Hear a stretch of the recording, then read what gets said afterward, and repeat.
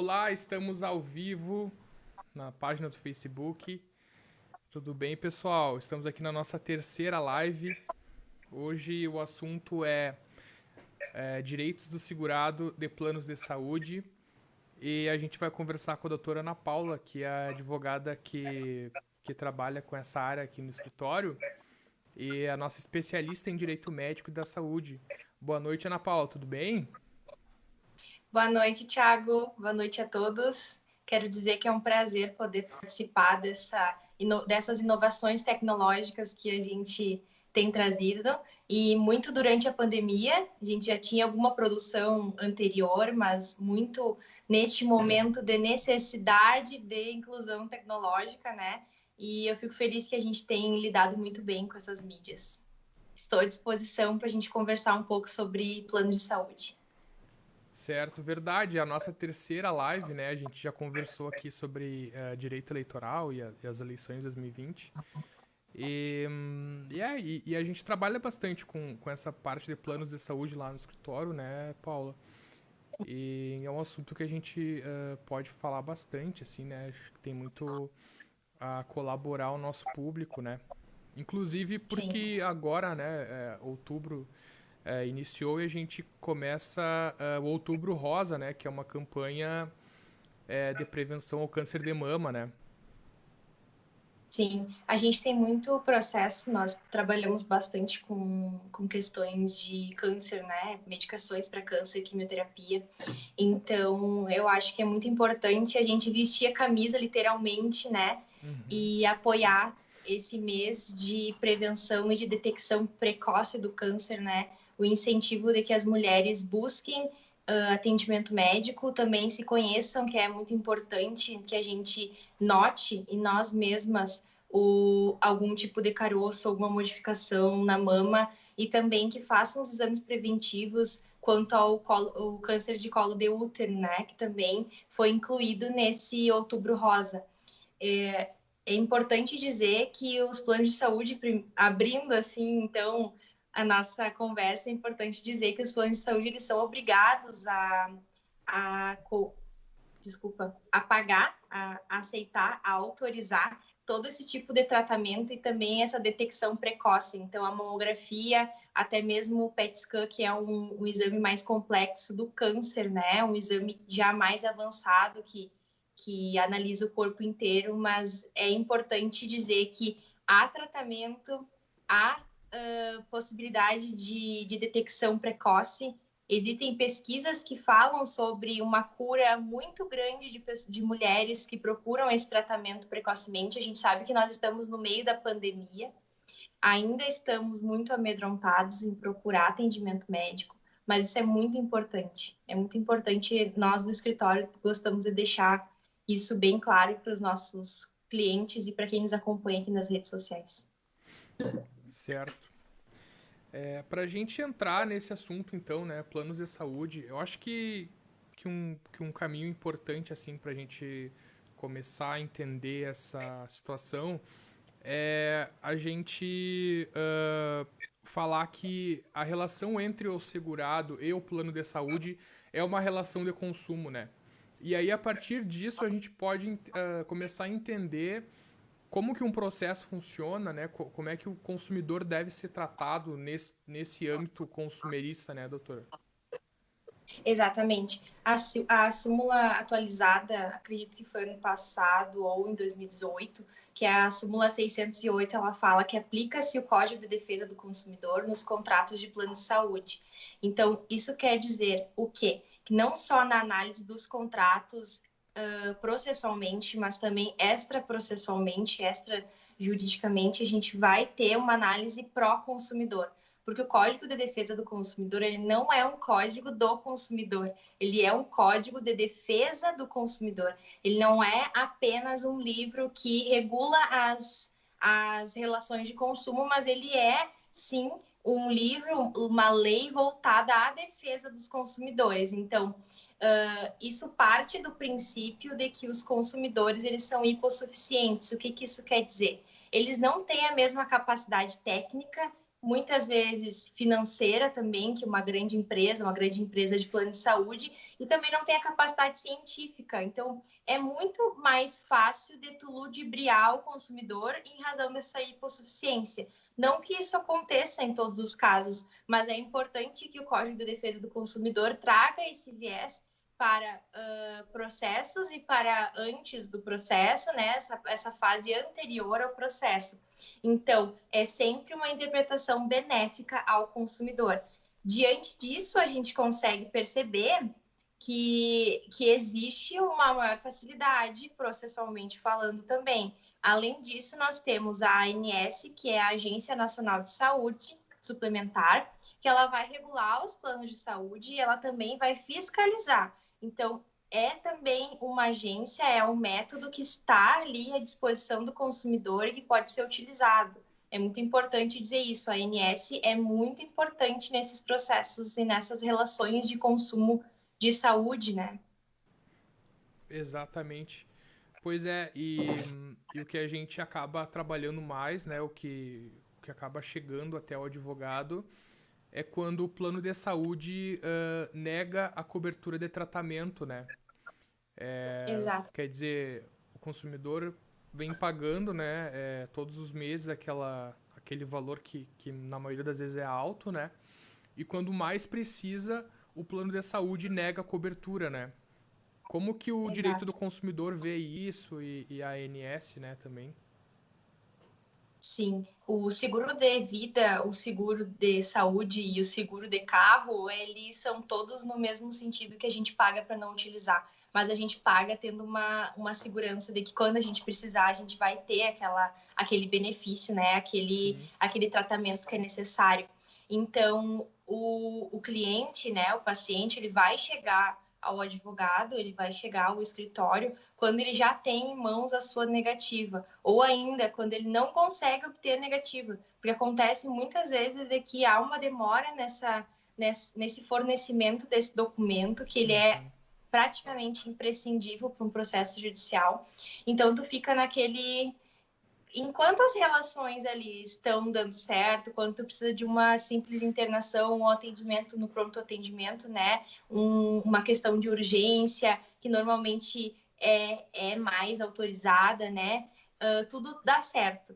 Mas quando a gente tem normalmente tratamentos mais caros, e aí esses que envolvem, por exemplo, câncer ou cirurgias reparadoras, cirurgias de colocação de próteses, quando a gente fala também de quimioterapia, a gente fala de medicamentos que às vezes nem são aprovados na Anvisa, que a gente vai conversar sobre isso também. Sim. Então, quando se depara com essas situações, que é, na verdade, a situação que tu mais precisa, é a situação mais grave da tua vida, talvez, aí tu recebe uma negativa. Essa negativa, muitas vezes, ela não é formal e isso dificulta ainda mais o hipossuficiente. A gente sabe, nós tratamos com pessoas idosas, muitas vezes, que daí a gente fala de uma hipossuficiência aumentada, né? Sim. Ele tá mais vulnerável ainda, porque normalmente, assim, ele é idoso, ele não tem e-mail, ele não Uhum. sabe mexer. Muitas vezes tem uma dificuldade de comunicação, uma dificuldade cognitiva. Se não é a família cuidar desse idoso, desse paciente, ele não vai conseguir, às vezes, nem entrar com processo contra o plano de saúde ou entender o que está acontecendo. Sim.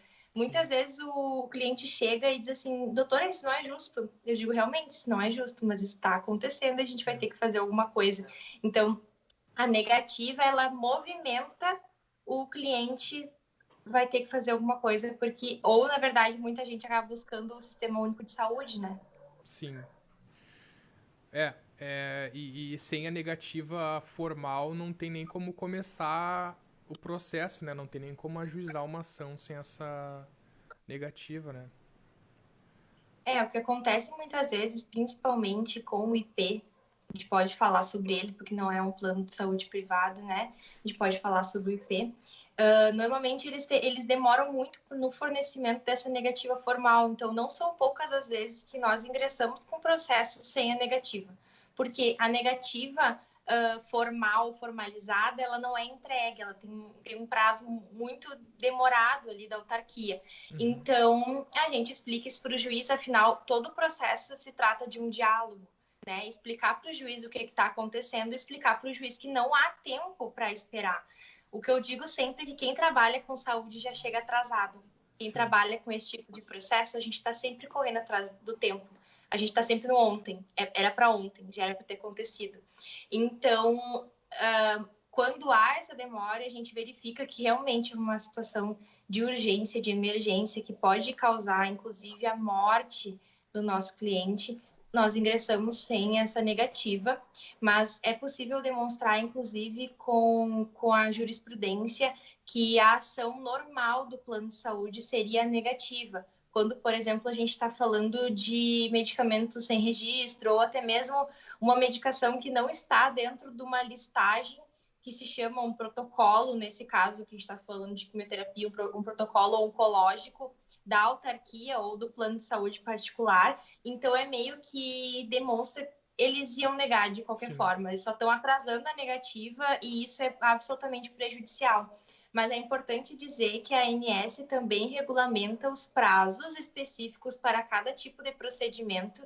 E quando a gente fala procedimento, a gente fala sobre consulta médica, consulta fisioterápica, quando a gente fala sobre cirurgia, a gente fala sobre tratamento medicamentoso. Então, quando falamos em procedimentos, é de uma forma bem ampla, né? Sim. Então, a ANS estabelece prazos corretos ali, máximos, para autorização ou a negativa desses procedimentos, de cada procedimento. E se o plano de saúde não respeita esse prazo e outros prazos que são trazidos também pela ANS, é passível de denúncia e a multa que eles aplicam, que a ANS tem aplicado aos planos de saúde, não é baixa.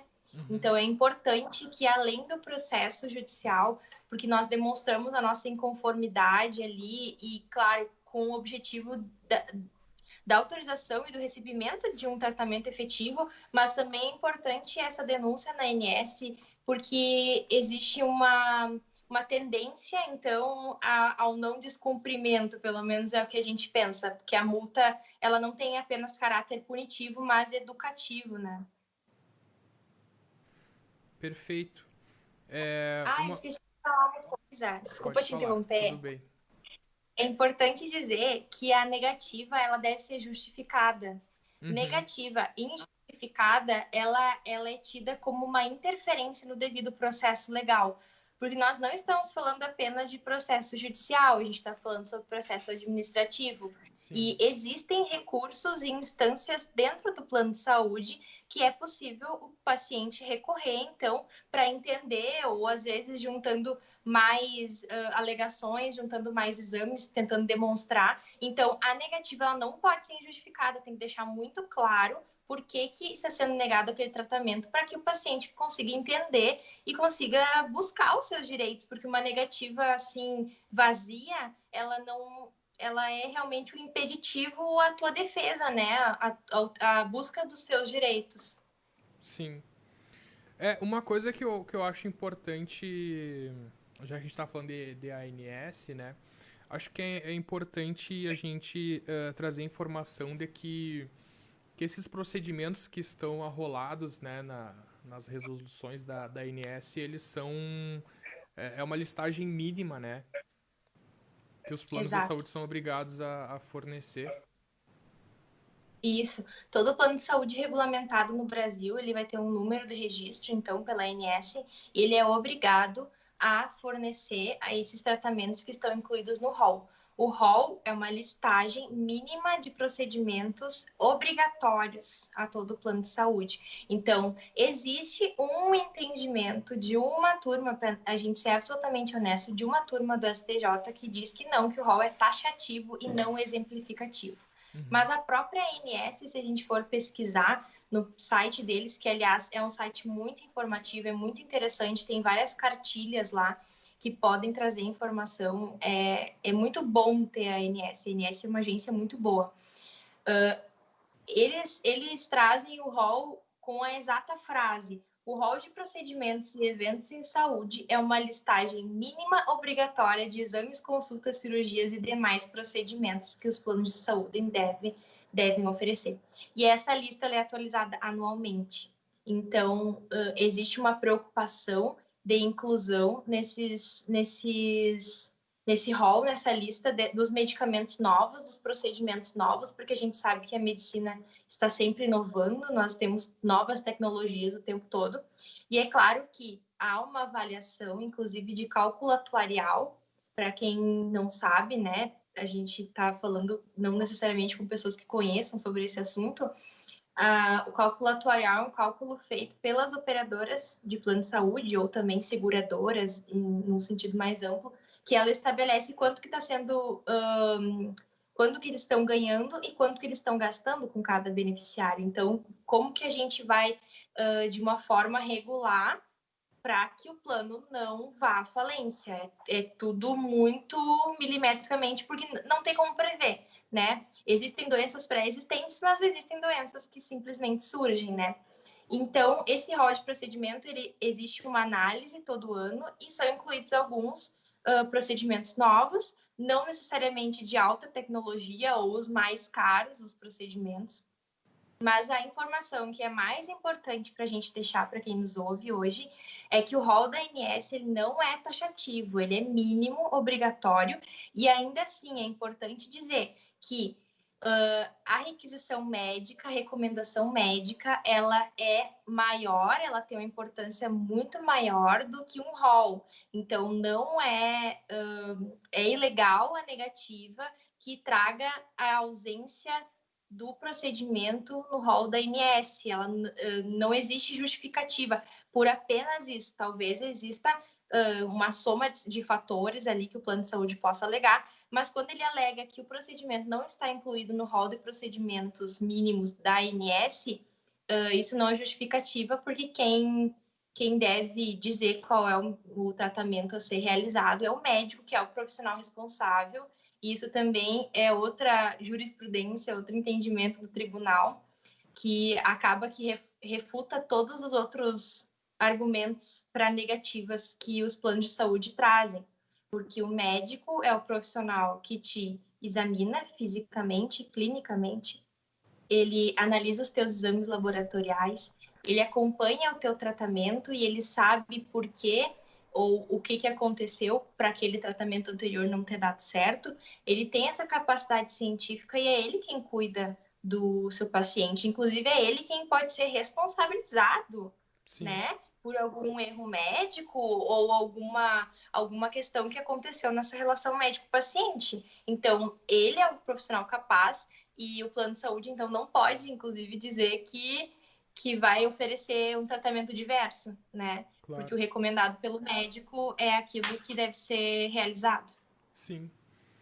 Ou quando o plano não indica um tratamento diverso, a gente observa também que às vezes o plano ele impõe um limite de sessões, né? Sim. Na maioria das vezes, a menos do que o paciente precisa, né? Uhum. Sim, e isso acontece para sessões de quimioterapias, que são absolutamente caras, para sessões de fisioterapia, que não são tão caras para o plano de saúde, porque a gente sabe que eles não pagam tão bem os profissionais de saúde. Então, é interessante dizer que a súmula do DTJ fala sobre o tempo de internação. Então, existe uma súmula que não pode limitar o tempo de internação. E existe diversas jurisprudências, diversos entendimentos que falam que o plano de saúde não pode limitar o número de sessões. Como que o Thiago chega com uma requisição de 10 sessões de fisioterapia e o plano diz, não, eu pago 6, ou até mesmo de quimioterapia, que a gente pode estar falando de um caso mais grave. Isso não existe, porque a recomendação médica ela não pode ser modificada por uma empresa. É importante a gente dizer que o plano de saúde ele é uma empresa, ele não tem capacidade técnica para dizer qual é o tratamento ou quantas sessões que o Thiago deve fazer. O paciente está sendo assistido por um médico e ele que é o responsável. Então, o que acontece muitas vezes é que nós temos um argumento de negativa que acaba puxando vários entendimentos jurisprudenciais para formalizar um processo, né? Então, não é apenas um argumento, não é um processo fácil, como tem muita gente que diz, não é um processo fácil. A gente monta as alegações de forma muito individual e os argumentos vão meio que que se puxando um ao outro, assim. Exatamente. Tu falou, né, às vezes o tratamento é super caro, né? E a gente sabe, né, que num processo, todo o valor das custas, né, custas processuais, taxa para recorrer, honorários, esses valores são calculados a partir do valor da causa, né? E a gente Sim, vê aí alguns processos, né, principalmente os de medicamento para o câncer, né, com valores aí absurdos, né? sim, Acho que é importante a gente falar também sobre essa questão processual, né? Sobre justiça gratuita sim, e acesso à justiça, né? sim. A gente tem garantido pela Constituição Federal o acesso à justiça, mas o que muita gente não sabe é que a justiça é paga. Uhum. E segundo a minha querida amiga Isadora Dalmolin, lenta e frustrante. Cara, lenta e frustrante. Sim. Então, a, a gente, o processo ele tem um valor da causa. Uhum. A gente tem que colocar o valor daquilo que a gente está pedindo. E quando acontece de ser em 6 sessões, a gente faz aquele tratamento, a gente faz o pedido do tratamento pelo orçamento de 6 sessões. Mas e quando o médico pede período indeterminado? A gente faz o valor da medicação vezes 12, que Uhum. é um ano, né? 12 meses. E esse valor fica absurdo. Sim. Quando que o cliente ele pode ter a justiça gratuita?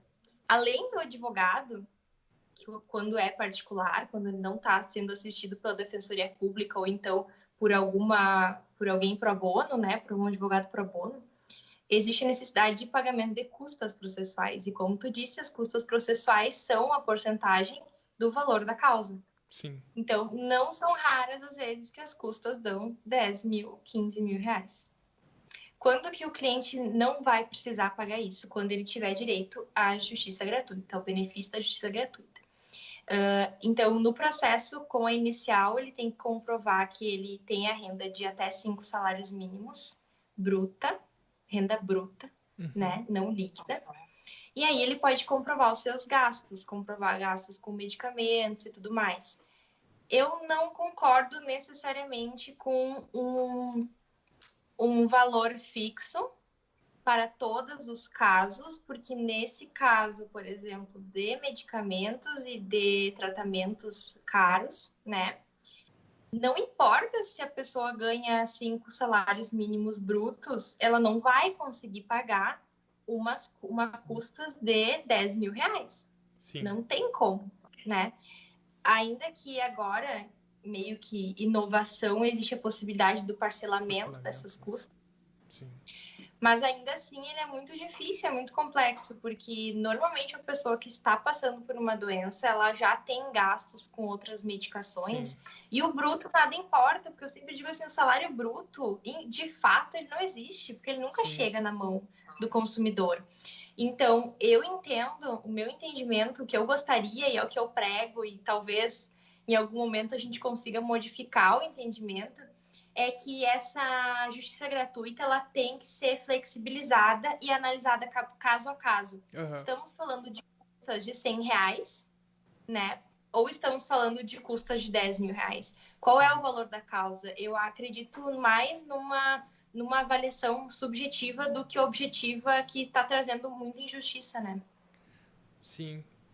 Inclusive a gente vem recorrendo, né? Eu já fiz alguns recursos para que fosse considerada a renda líquida, né? Mas Uhum. não tivemos sucesso aí, né? Tanto no TJRS como na federal.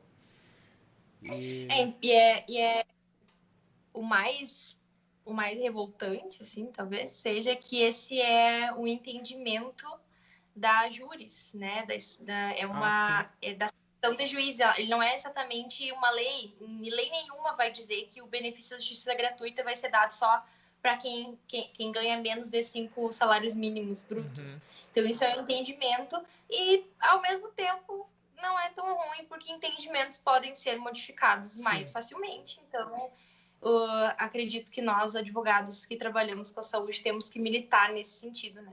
Exatamente. Inclusive, a gente postou hoje uma versão atualizada do nosso guia, né? O guia dos direitos do segurado e planos de saúde. Essa informação está atualizada no nosso material. Ele está disponível para download gratuito aqui na descrição desse vídeo, tá? A gente tem uma série de informações que podem auxiliar, assim, o consumidor, né? O segurado. Tá disponível para download ali, só colocar o nome e o e-mail e a pessoa pode baixar tranquilamente. Doutora, uma situação que a gente observa, principalmente agora na época da pandemia, né, na quarentena e com todas as mazelas que essa crise está ocasionando, a gente vem percebendo uma certa inadimplência, né? As pessoas acabam perdendo emprego, perdendo a renda, e aí os pagamentos vão sendo prejudicados, né? Sim. Como que fica o plano de saúde em face da inadimplência do segurado? Sim, a gente conversou sobre isso no podcast também, né? Uhum. É bem interessante e é bem triste, na verdade, a realidade, porque nós estamos vivendo uma realidade de desemprego enorme, né? Pessoas que tinham um trabalho fixo e durante a pandemia de Covid-19 perderam esse trabalho. Tem gente vivendo de uma renda em bicos, né? Renda de fazendo outros trabalhos, que não necessariamente com carteira assinada, e é claro que aí não tem condições de pagar o plano de saúde. Sim. Então, esse inadimplemento, ele é perigoso, inclusive, para o Sistema Único de Saúde. Uhum. Nós conversamos sobre isso, né? Ele acaba onerando... Inclusive vamos fazer uma propaganda do nosso podcast, né? Claro. Nosso podcast, o Adedcast, quem for usuário aí do Spotify. Hoje a gente lançou um episódio novo. Então, depois daqui da live, quem quiser escutar o episódio, tá à disposição também. Desculpa interromper. Isso aí. Não, mas é legal, a gente tá em todas as plataformas. Tem que aproveitar a oportunidade, né? Claro. Então, essa inadimplência, o mais ruim de falar aqui para vocês é que o plano de saúde ele não tem obrigação de atender um segurado inadimplente.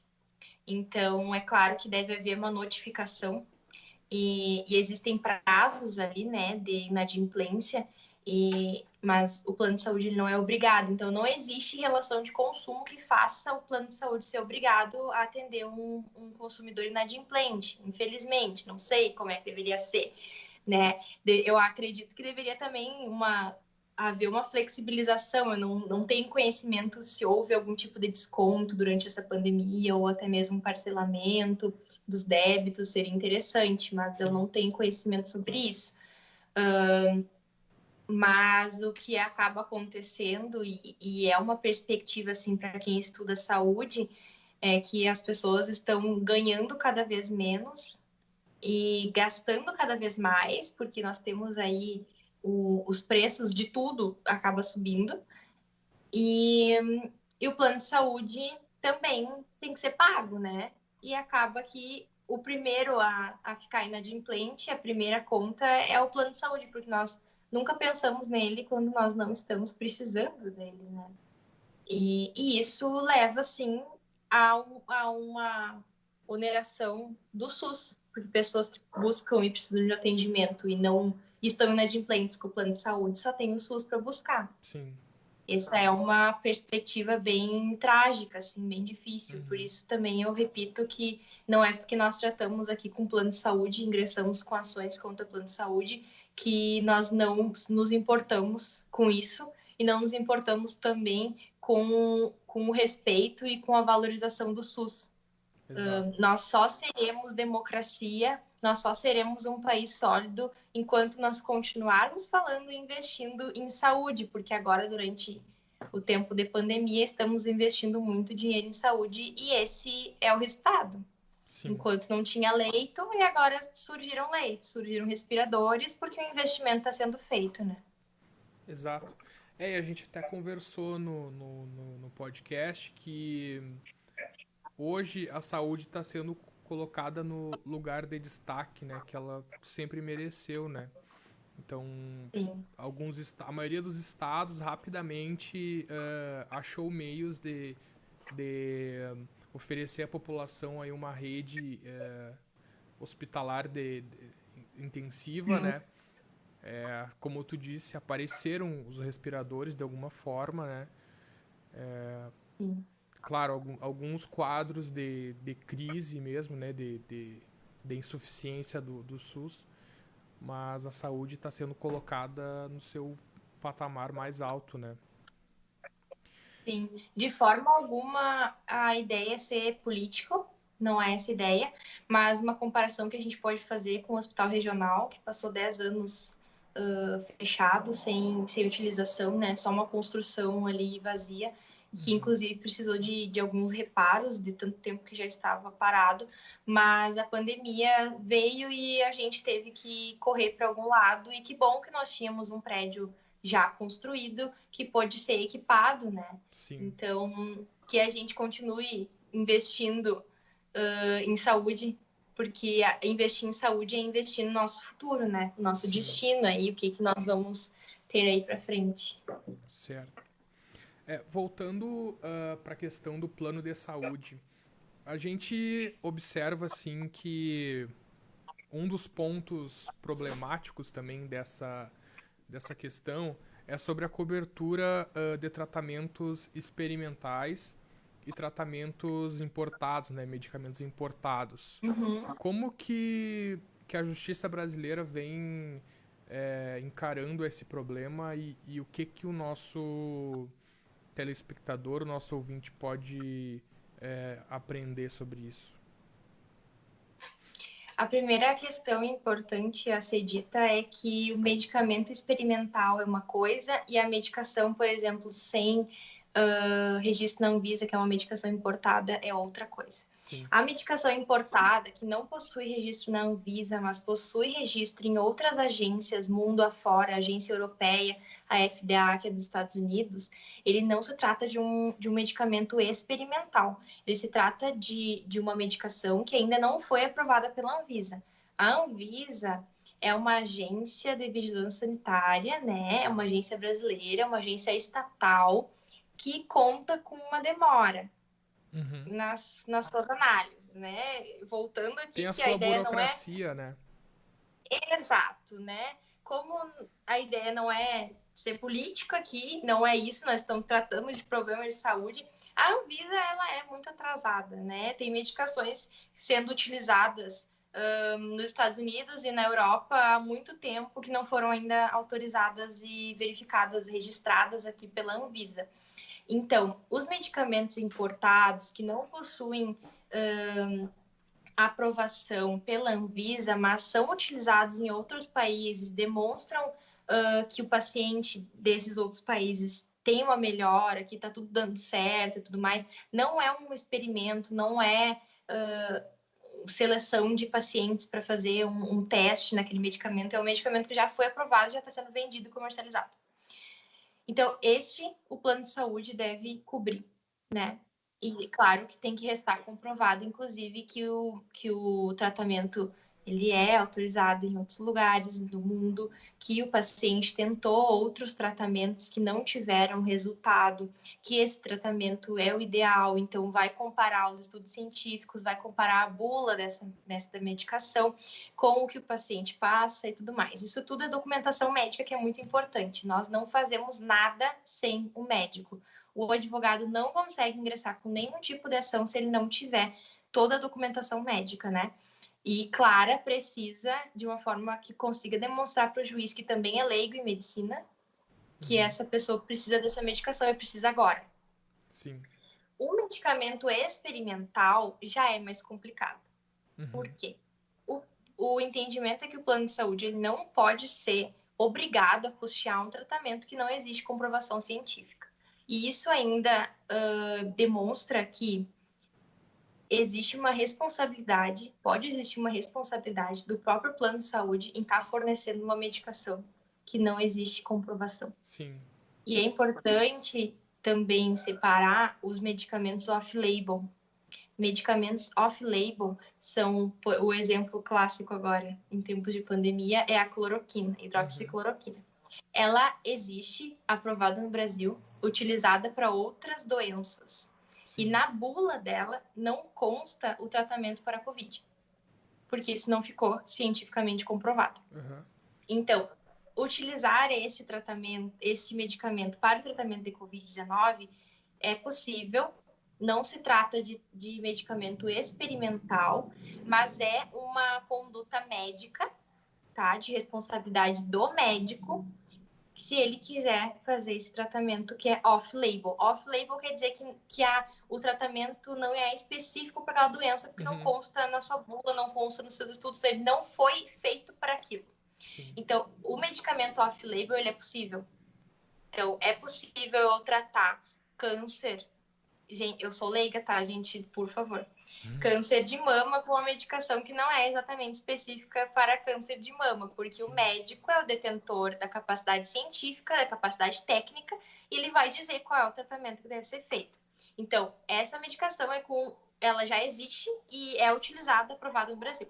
Tratamento experimental que complica, né? Sim. Então, mas assim, quando a gente fala de tratamentos experimentais, normalmente, quando ele está sendo feito dentro do Brasil, ele não tem custo para os participantes. Então, existe uma pesquisa científica para ver se vai aprovar ou não aquela medicação e todos os testes, e daí essa pessoa pode se inscrever para participar de uma forma gratuita, ela não vai ter que pagar. Agora, quando se trata de medicamentos experimentais mundo afora, aí já complica e aí o plano de saúde também não é obrigado a fornecer. Mas eu gosto de ressaltar sobre o off-label e sobre os medicamentos que ainda não são regulamentados, registrados pela Anvisa. Claro que quando não há registro pela Anvisa e não há... E não há registro por nenhuma outra agência do mundo, daí ele é experimental. Sim, né? sim. Ele ainda não está sendo utilizado em lugar nenhum. Claro. O importado, ele tem ainda que no Brasil não tem um reconhecimento da Anvisa, ele tem reconhecimento de outras agências internacionais, né? Como tu falou, o FDA dos Estados Unidos. Então o juiz vai fazer uma análise ali da pesquisa científica, né? Médica, né? E farmacológica e tal. Interessante. E é outra questão que eu fui questionada até esses dias, se existiria possibilidade de, com prescrição médica apenas, ir buscar essa medicação nos Estados Unidos. Atenção! Uma droga que não é aprovada, não é registrada pela Anvisa, dando entrada no país, tráfico de drogas, tá? Isso é muito importante. Tráfico internacional. Uma coisa Exato, uma coisa é o paciente ir para os Estados Unidos ou ir para a Europa, fazer o tratamento lá e receber a medicação lá. Agora, trazer para o Brasil, jamais. O que acontece quando existe uma possibilidade de importação? O juiz autorizou, o juiz fez essa autorização, tem um despacho, e daí tu vai comprar essa medicação por meio de uma farmacêutica autorizada nessa importação. Sim. Passa por todo o trâmite legal. Por favor, ninguém vá buscar medicação em lugar nenhum. Exatamente. São empresas importadoras, né, que têm uma autorização do governo, né? E, claro, elas fazem isso utilizando uma decisão judicial, né? Então... Exato. Né? Sim. Um outro assunto que eu acho que pela época que a gente está vivendo, né, que pelo momento, né, de sanitário que a gente está vivendo, acho que é interessante a gente falar também sobre a cobertura dos exames da Covid, né? Sim. Lá em março, a ANS ela já se manifestou, incluindo alguns tipos de exames da detecção do Covid. Achei que foi extraordinário, assim, super rápido, né? A gente estava começando ainda e ela já incluiu como obrigatório para a cobertura dos planos de saúde. E hoje, todos os exames, inclusive os de imagem, eles necessariamente têm que ser autorizados, claro que com recomendação médica, né? Eu Sim. acho importantíssimo a gente falar que esses exames, eles não são para se colocar fora. Não passamos mais por uma fase de falta de exames. Nós temos exames para serem feitos, mas que a gente não faça exame ou peça exame para o médico assistente de forma assim deliberada, porque afinal o plano de saúde está pagando, porque não é Sim. bem assim. Nós temos que ter uma consciência quanto a isso. Então, todos os exames, eles devem ser feitos com recomendação médica, né? Uhum. Claro, e até porque os laboratórios têm uma estrutura limitada, né? Então, Exato. se tu tá ali fazendo, né, sem necessidade, sem necessidade médica, né?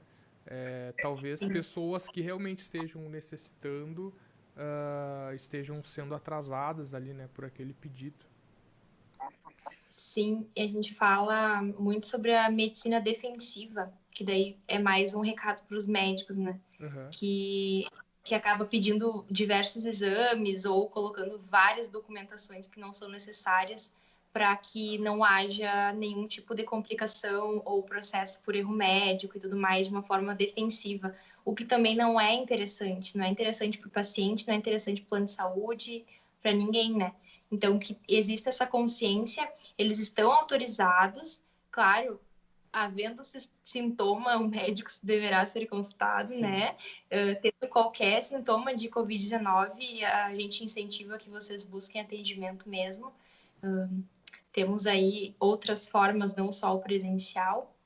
Então, é importante que exista vigilância quanto a isso, mas que a gente tenha respeito também, né? Sim, sim, com certeza.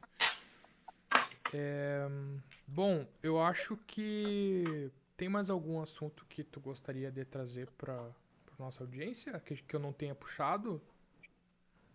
A gente anotou, a gente faz um roteiro, né, claro.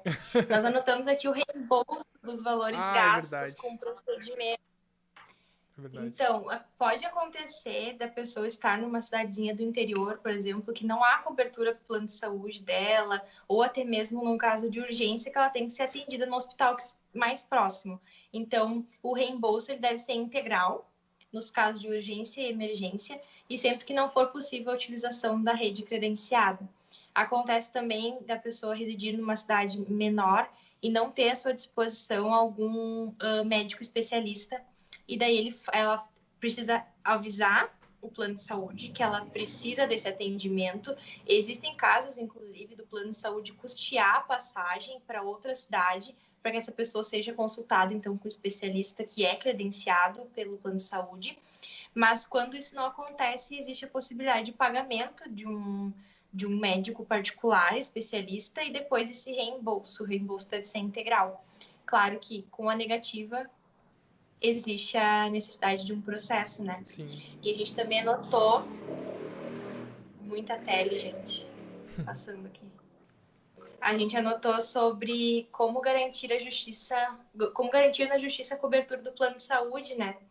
E como advogados, nós temos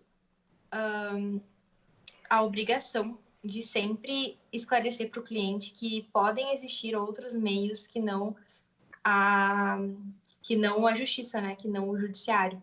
E isso é uma responsabilidade que a gente tem, nossa ética, porque existem processos que não precisam ser levados ao judiciário. Sim. É claro que quando nós falamos de uma empresa maior, como é o plano de saúde, muitas vezes essa comunicação ela fica dificultada. Então, acaba que a última alternativa é o judiciário. Mas, como eu já falei, existe um canal de denúncia pela ANS e existem também recursos administrativos dentro do plano de saúde. É claro que se tiver alguma dúvida, se o paciente tiver alguma dúvida, ele deve procurar o seu advogado e seu advogado vai orientar nesse sentido. Estamos falando de um caso perfeito onde há a possibilidade de fazer um recurso administrativo e esperar por um resultado. Nos casos de urgência, que normalmente são os casos que a gente trabalha, já iria diretamente para a justiça e a justiça vai, então, possibilitar uma tentativa de conciliação, uma tentativa de acordo naquele processo. Não havendo, o processo vai seguir. Não tem muito o que fazer, porque o paciente não tem muito como negociar. A conciliação ali é mínima, né? Não tem muito do que abrir mão. Mas quem precisar buscar, então, o judiciário, eu acho legal a gente dizer que já deve ir com a sua documentação médica completa, de uma forma com que esse prazo não se alongue, né? Não se atrase o ingresso da ação. E quando a gente fala, por exemplo, de uma medida liminar, de um pedido liminar, que é a antecipação da tutela final, ou seja, o fornecimento desse medicamento antes da sentença, a gente vai precisar de uma documentação médica completa no sentido da urgência do tratamento, assim como como que vai ser utilizada a medicação, qual é o CID da doença e qual é a quantidade de medicação, ou, na verdade, de tratamento, ou como que vai ser a cirurgia, se essa cirurgia vai ser utilizada algum material, alguma prótese.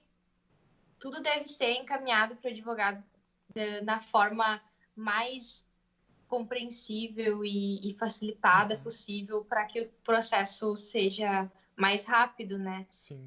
Eu gosto de dizer que do lado de cá a gente consegue controlar o tempo depois que a gente entrega a nossa petição física ou eletronicamente para o judiciário, nós não conseguimos controlar o tempo com que as coisas vão acontecer. Então a gente tem que acelerar sempre o nosso trabalho para fazer o melhor para o cliente e torcer e muitas vezes diligenciar, porque o trabalho do advogado em saúde não é só peticionar e esquecer. A gente sabe que todos os processos demandam uma preocupação, mas em saúde, normalmente, nós temos que diligenciar. Muitas vezes sair e ir até o hospital, buscar documentos, entregar decisões. Então, não é simples. Acho que esse seria o último recado, sim. Não é porque eu sou pós-graduada, especialista nisso, mas eu recomendaria, se fosse a minha família, que procurem pessoas especialistas nesse assunto, pessoas que trabalham com isso e sabem como lidar, sabem como fazer. Isso é importante, assim. Certo. Doutora, eu acho que pelo horário, né, a gente não quer atrapalhar a audiência do Jornal Nacional, né?